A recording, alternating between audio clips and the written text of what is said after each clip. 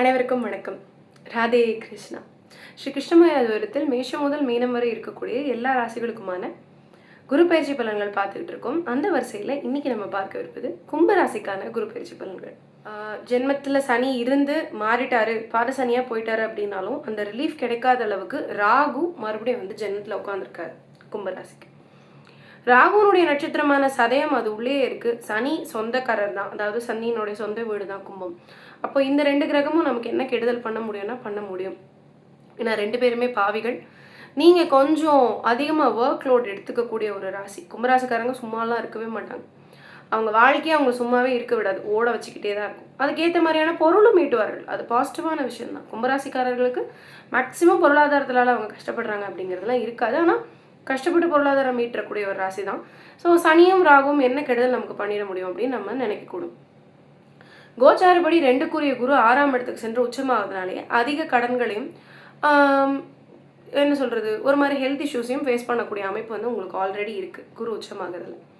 10ஆவதுக்கு 7ல் கேது ஜென்மத்தில் ராகு அப்படிங்கும்பொழுது இந்த கிரகச்சாரம் கும்பராசிக்கு என்னென்ன நன்மைகளை கொடுக்கவிருக்கு, என்னென்ன தீமைகளை கொடுக்கவிருக்கு.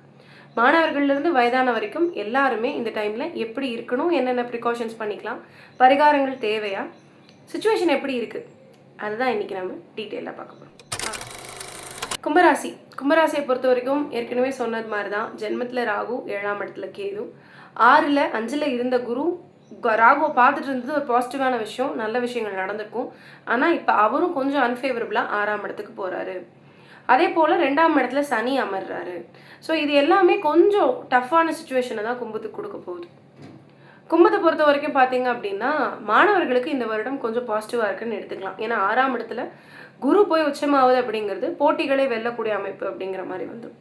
ஸோ மாணவர்களை பொறுத்த வரைக்கும் போட்டித் தேர்வு எழுதக்கூடிய மாணவர்கள், பப்ளிக் எக்ஸாம் எழுதக்கூடிய மாணவர்களுக்கு இது பாசிட்டிவான விஷயமாகவே இருக்கும். ஆனால் ப்ரெஷர் இல்லாமல் இருக்கும்னு சொல்ல முடியாது. ஏற்கனவே எழுதின குழந்தைங்க ப்ரெஷர்ஃபுல்லாக தான் எழுதியிருப்பாங்க. ஆனால் அவங்க எதிர்பார்த்த இடத்த கிராக் பண்ணி இந்த வருஷம் ஆல்மோஸ்ட் கவுன்சிலிங்லாம் போயிட்டுருக்கோன்னு நினைக்கிறேன். ஸோ அவங்க அந்த மாதிரி ஒரு நல்ல ஒரு இன்ஸ்டியூஷன்லேயோ ஒரு நல்ல ஒரு பேக்கேஜ்லேயோ செட்டில் ஆகிருப்பாங்க. மாணவிகள் 10ஆவது 12ஆவது படிக்கிறவங்களை பொறுத்த வரைக்கும். காலேஜ் பொறுத்த வரைக்கும் பார்த்தீங்க அப்படின்னா ஒரு நல்ல பேக்கேஜ் வாங்கி அவங்க ஒர்க்குக்கு போயிருப்பாங்க.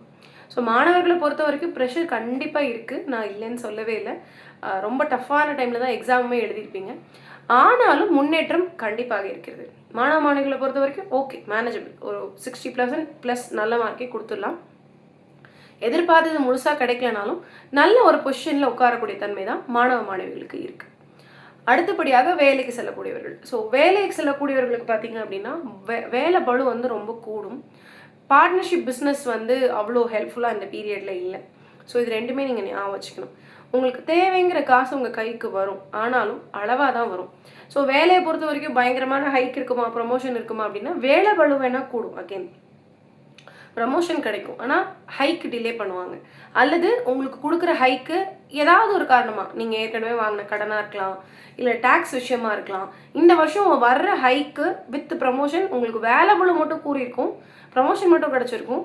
ஆனால் உங்களுக்கு அதுலேருந்து நன்மைகள் ஃபினான்ஷியலாக பெருசாக இருக்காதுங்கிற மாதிரியான ஒரு சுச்சுவேஷன் தான் ஆப்வியஸாக கும்பத்துக்கு இருக்குது இந்த வருஷம். அடுத்தபடியாக வேலைக்கு செல்பவர்களுக்கு இருக்கக்கூடிய ஹெல்த் இஷ்யூ. ஜென்மத்தில் ராகு, இதை வந்து நம்ம மறக்கக்கூடாது. எல்லாருக்குமே, எல்லா வயதினருமே கும்பராசிக்காரங்க மென்டலாக ரொம்ப ப்ரெஷர்ஃபுல்லாக இருக்க பீரியடாக அந்த பீரியட் இருக்கும். ஏற்கனவே சதய நட்சத்திரம் ஜென்மத்தில் இருக்கிறதுனால இவங்க கொஞ்சம் ரீதிங்க் பண்ணுறது நிறைய பண்ணிக்கிட்டே இருப்பாங்க. ஒரு விஷயத்தை டக்குன்னு மறந்துட்டு மூவ் ஆகிற தன்மை வந்து இவங்களுக்கு கிடையாது. ஒரு 2 நாளைக்கு 3 நாளைக்கு அதை போட்டு மனசில் குழப்புவாங்க, இந்த சதய நட்சத்திரம் உள்ளே இருக்குங்கிற காரணத்தினாலேயே. ஸோ இப்போ இவங்களுக்கு ஜென்மத்தில் வேற ராகு போகும்பொழுது கண்டிப்பாக சதய நட்சத்திரம் அவிட்ட நட்சத்திரக்காரர்களுக்கு, ஏன்னா போராட்டாதி வந்து கடந்தாச்சு ராகு. ஸோ சதயம் மற்றும் பர்டிகுலராக அவிட்டம் 2 பாதம் ரொம்ப ப்ரெஷராக இருக்கும். மென்டல் ப்ரெஷர் ரொம்ப ஜாஸ்தியாக இருக்கும் அந்த பீரியடில். புதிய கடன்கள் ஏற்படும் எல்லா வயதினருக்குமே. படிக்கிற வயசுனா அவங்கள தாண்டி மற்ற எல்லாருக்குமே கடன், பெரிய கடன் ஏற்படக்கூடிய அமைப்பாக கும்பராசி கும்பலக்கணக்காரர்களுக்கு இந்த பீரியடில் இருக்கும். அனாவசியமான கடன் சொல்ல மாட்டேன், குரு தான் பாசிட்டிவான கிரகம் தான். ஸோ ஒரு பாசிட்டிவான ஒரு பெட்டர்மெண்ட் ஃபேமிலியில் கிடச்சி நீங்கள் ஒரு பாசிட்டிவான கடன் வாங்கி பண்ணியிருப்பீங்க. நீங்கள் வாங்கியிருக்க கடன் உங்கள் ஃபேமிலிக்கு நல்லதாக இருக்கலாம். நீங்கள் வீடு வாங்கியிருக்கலாம், லேண்டு வாங்கியிருக்கலாம், பசங்க படிப்புக்கு கடன் வாங்கியிருக்கலாம், அல்லது வந்து கோல்டு வாங்கி கொடுத்துருக்கலாம், உங்களுக்கு நீங்கள் கோல்டு வாங்கியிருக்கலாம், பாண்டில் போட்டிருக்கலாம்.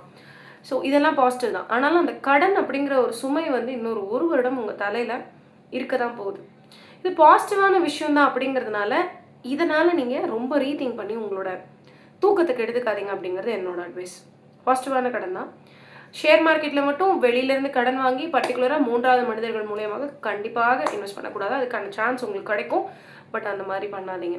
மற்ற எல்லா விஷயங்களும் கடன் வாங்கி நீங்கள் எதாவது பண்ணுறீங்கன்னா ஓகே தான். எனக்கு ஆப்பர்ச்சுனிட்டி வந்துச்சு, ஆனாலும் எனக்கு கடன் எடுக்க இஷ்டம் இல்லை. என்ன ஆகும்? ஹெல்த் எக்ஸ்பென்ஸில் அந்த காசுலாம் தண்டமாக போகும். சும்மா ஃபேமிலியில் யாருக்காவது வச்சுரு ஏதாவது ஒன்று ஏற்கனவே முடிஞ்சு போன ஹெல்த் ப்ராப்ளம்ஸோ ஏதோ ஒரு ப்ராப்ளம் உங்கள் ஃபேமிலி யாருக்காவது ஒருத்தருக்கு நீங்கள் போய் ஹாஸ்பிட்டலில் காசு கட்டிக்கிட்டே இருப்பீங்க. கொஞ்சம்லாம் இல்லை, நிறைய கட்டுவீங்க. தசாபக்திகள் நல்லா இருக்கும் பட்சத்தில் மேபி பெருசாக உங்களுக்கு அஃபெக்ட் ஆகிற மாதிரியான ஹெல்த் இஷ்யூஸாக அது இருக்காது. ஆனாலும் இந்த ஸ்கேன் பண்ணுற, டெஸ்ட் பண்ணுற, லொசுக்கு மருந்து மாத்திரை, போக வர செலவு அப்படி இப்படின்னு ஹாஸ்பிட்டலுக்கே நிறைய காசு செலவாகும். ஸோ என்னோட அட்வைஸ், கும்பராசிக்காரங்க, எனக்கு சொத்தெல்லாம் இப்போ வாங்க முடியாது, ஏற்கனவே நான் இஎம்ஐ கட்டிகிட்டு இருக்கேன், நகை வாங்கி கொடுக்குறதுலையோ நகை வாங்கி போட்டுக்கிற மாதிரியோ பாண்டில் இன்வெஸ்ட்மெண்ட் பண்ணுற மாதிரியோ நான் இல்லை. எனக்கும் ஆனாலும் இந்த 6ஆம் இடத்துல இருக்கக்கூடிய குரு பிரச்சனை பண்ணக்கூடாது. நான் என்ன பண்ணலாம்? ஒரு கோல்டு லோன் ஒன்று வாங்குங்க. இல்லை ஃபேமிலிக்கு தேவையான ஏதோ ஒரு விஷயம், ஒரு ஃபோனோ ஒரு டிவியோ வாஷிங் மிஷினோ வீட்டில் ஏதாவது இருக்கிறது மாற்ற வேண்டியிருக்கு, இஎம்ஐயில் வாங்குங்க. என்கிட்ட தான் கேஷ் இருக்கே, கிடையாது, இஎம்ஐ தான் வாங்கணும். ஏன்னா 6ஆம் இடத்துல இருக்க குரு வந்து உங்களுக்கு வரவு செலவு ரெண்டுத்தையும் ஜாஸ்தி பண்ணி விட்டுகிட்டே இருப்பார். ஸோ நீங்கள் இஎம்ஐயில் ஒரு கட்டிகிட்டு இருக்கீங்க அப்படிங்கிறது உங்களுக்கு ஹாஸ்பிட்டல் செலவுக்கு இது போகாமல் இருக்கும்.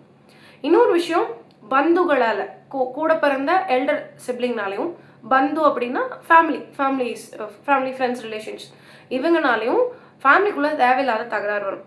நிம்மதி கெட்டு போகும். கணவன் மனைவி நிம்மதி கண்டிப்பாக கெட்டு போகும்.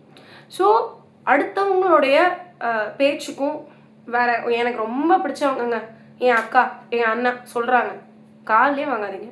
ஏன்னா இந்த பீரியட் உங்களுக்கும் உங்கள் பார்ட்னருக்கும் இருக்கக்கூடிய ஒரு ரிலேஷன்ஷிப் அப்படிங்கிறது ரொம்ப பேலன்ஸ்டாக இருக்க வேண்டியது அவசியம். நீங்கள் ஒரு விஷயத்தில் அப்செட்டாக இருக்கீங்க, அவங்க ஒரு விஷயத்தில் அப்செட்டாக இருக்காங்க. ஸோ இல்லாத பிரச்சனையெல்லாம் இப்போ உட்காந்து பேசி சால்வ் பண்ணணும்னு ட்ரை பண்ணக்கூடாது. கும்பராசிக்கும் அதே தான், சிம்மராசிக்கும் அதே தான். ஏன்னா 2 பேருக்கும் ஜென்மத்தில் ராகுவும் கேதுவும் இருக்குது. கண்டிப்பாக ஒன்று மாற்றி ஒன்று ஏதாவது ஒரு டென்ஷன் மண்டையில் இருந்துகிட்டே இருக்கும். நானும் நீயும் சண்டை போட்டுக்காமல் பேசி சால்வ் பண்ண போகிறோம் அப்படிங்கிறத கணவன் மனைவியும் பேசி வச்சுக்கணும். 3வது மனிதர்களை கண்டிப்பாக உங்களோட வீட்டுக்குள்ளார விட்டாதீங்க. அவங்களோட ஐடியாஸ் கேட்டுக்கலாம், தப்பு இல்லை. அது வந்து எப்பயுமே நல்லதான். 4 பேர்கிட்ட ஐடியா கேட்குறதுங்கிறது நல்ல விஷயம். ஆனால் அவங்க உங்களுக்குள்ளே வராங்களா, இல்லை அவங்க சொல்கிற விஷயத்தினால நம்ம கணவரோடைய மனைவியோட போய் சண்டை போட்டுகிட்டே இருக்கோமா அப்படிங்கிறத யோசிங்க. செலவினங்கள் இருக்கத்தான் போகுது. ஸோ நீ ஏன் செலவு பண்ண, நான் ஏன் செலவு பண்ண, அதெல்லாம் தேவையில்லை. ப்ராப்பராக வீட்டுக்கு என்ன தேவையோ அந்த செலவுகளை பண்ணுங்கள். இந்த பீரியடில் நீங்கள் அதாவது ஃபேமிலிக்கு பண்ண வேண்டியிருக்கு, ஹஸ்பண்டோட ஃபேமிலிக்கு நான் செய்கிறேன், இல்லை ஒய்ஃபோட ஃபேமிலிக்கு நான் செய்கிறேன், பரவாயில்ல, தப்பு இல்லை. ஏன்னா இல்லைன்னா நீங்கள் ஹாஸ்பிட்டலில் கொடுக்குற மாதிரி தான். ஸோ கடன் வாங்கி வீடு வாங்கியிருக்கேன், கடன் வாங்கி நான் லோன் வாங்கி என்னமோ லேண்ட் வாங்கி போட்டிருக்கேன், அப்பார்ட்மெண்ட் வாங்கினேன், ஓகே, இட்ஸ் ஆல் ஃபைன், அது எல்லாமே நல்ல விஷயம்தான். நீங்கள் கணவனும் மனைவியும் அதிகமாக 3வது மனிதர்களை உள்ளே விட்டு சண்டை போட்டுக்காதீங்க. இப்போ பழைய விஷயமா இருக்கட்டும், இல்லை ஃப்யூச்சர் விஷயமா இருக்கட்டும், உட்காந்து பேசி சால்வ் பண்ண ட்ரை பண்ணாதீங்க. ஏன்னா உங்களோட பார்ட்னர் வந்து டிஜெக்டட் மோடில் இருப்பாங்க. என்ன பண்ணிட்ட அப்படின்ற மோடில் இருப்பாங்க. நீங்கள் கணவனாக இருக்கலாம், மனைவியாக இருக்கலாம், யாராவது இருக்கலாம். உங்கள் பார்ட்னர் டிஜெக்டட் மோடில் இருப்பாங்க. நீங்கள் ஆங்ஸைட்டி மோடில் இருப்பீங்க.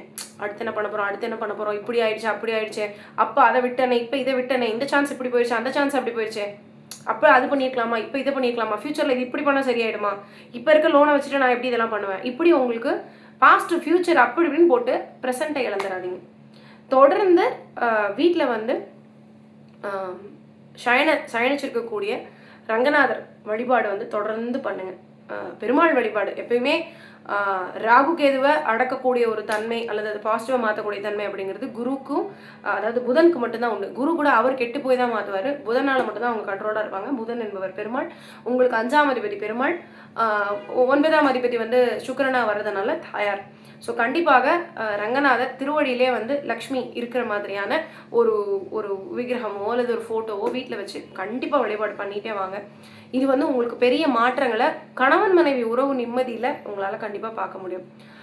இது போக ஹெல்த், நான் ஏற்கனவே சொன்ன மாதிரி மெடிக்கல் எக்ஸ்பென்சஸ் கண்டிப்பாக இருக்குது. ஸோ ஒரு பேசிக்காக ஒரு மெடிக்கல் செக்அப் எல்லாரும் பண்ணிக்கோங்க. ஃபேமிலியில் ஏதாவது குட்டி குட்டி இஷ்யூஸ்னால் உடனே அட்ரஸ் பண்ணி அது என்னன்னு பார்த்து சால்வ் பண்ணி விட்டுருங்க. இல்லைன்னா கொஞ்சம் அதிகமாக செலவு பண்ணி அப்புறம் சரி பண்ணுற மாதிரி ஆகும். Nothing to worry, but still செலவினங்கள் இருக்குது அப்படிங்கிறதுனால உடனே அட்ரஸ் பண்ணுறது வந்து ஹெல்ப்ஃபுல்லாக இருக்கும். ஏற்கனவே சொன்ன மாதிரி ப்ரொமோஷன் நல்ல வகையில் இருக்குது, ஒர்க் லோட் கண்டிப்பாக இருக்குது. கும்ப ராசிக்காரங்களோட பார்ட்னர், என்னுடைய மனைவி கும்போங்க, இல்லை என்னோட கணவர் வந்து கும்பம், நான் இதை பார்த்துட்டு இருக்கேன் அப்படின்னா நீங்கள் அவங்கள பேம்பர் பண்ண ட்ரை பண்ணுங்கள். கண்டிப்பாக இந்த பீரியடில் அவங்க பண்ணக்கூடிய சில விஷயங்கள் உங்களை டிஜெக்டடாக ஆகும், என்ன இப்படி பிஹேவ் பண்ணுறாங்க அப்படின்ட்டு. பட் அவங்களும் மைண்ட் அளவில் வந்து ஒரு மாதிரி ஆங்ஸைட்டியில் தான் இருக்காங்க, அல்லது ஒரு மாதிரி ரொம்ப கன்ஃபியூஸ்டாக இருக்காங்க அப்படிங்கிறத நீங்களும் புரிஞ்சுக்கணும். ஸோ நீங்களும் வந்து அவங்களுக்கு ஹெல்ப் பண்ணுங்கள். அனாவசிய சண்டைகளை வீட்டில் தவிர்க்க வேண்டும். வயதானவர்கள் நிச்சயமாக ஒரு ஃபுல் ஹெல்த் செக்அப் பண்ணி வச்சுக்கிறது நல்லது. பெருசாக பயப்படுறதுக்கு எதுவும் இல்லைன்னாலும் இந்த ஒரு விஷயம் பாருங்கள்.